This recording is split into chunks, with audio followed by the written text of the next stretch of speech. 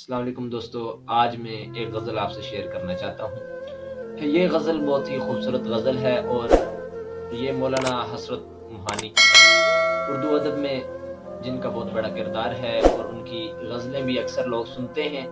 وہ ایک غزل میں لکھتے ہیں ان دو جو زندگی، یعنی ان کی جو پہلی زندگی تھی اور پھر اس کے بعد وہ اپنی وہ زندگی جب ان کی خدا تعالیٰ کے ساتھ ایک محبت ہوئی اور اس راہ پہ چلنے کے لیے وہ چند اشعار لکھتے ہیں، پھر اپنی کیفیت کو اس کے اندر بیان کرتے ہیں۔ تو رمضان المبارک کا مہینہ بھی آ رہا ہے، تو میں نے اس کو رمضان المبارک کے ساتھ میں کمپیئر کرنا چاہتا ہوں۔ یعنی سال بھر آدمی نا دنیا کی مصروفیات میں، کاموں میں الجھا رہتا ہے، اور رمضان المبارک میں جو ہے تو وہ اس طرف آ جاتا ہے، نیکی کی طرف ہے، بلائی کی طرف، اچھے کاموں کی طرف، یعنی زیادہ سے زیادہ کرنے لگتا ہے۔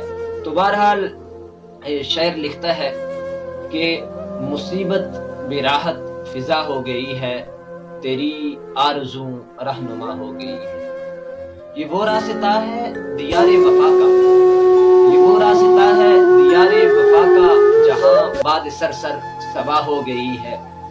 میں درماندہ اس بار گاہ عطا کا، میں درماندہ اس بار گاہ عطا کا، گناہ گار ہوں ایک خطا ہو گئی ہے۔ اور تیرے رتبہ دانے محبت کی حالت، تیرے رتبہ دانے محبت کی حالت، تیرے شوق میں کیا سے کیا ہو گئی ہے۔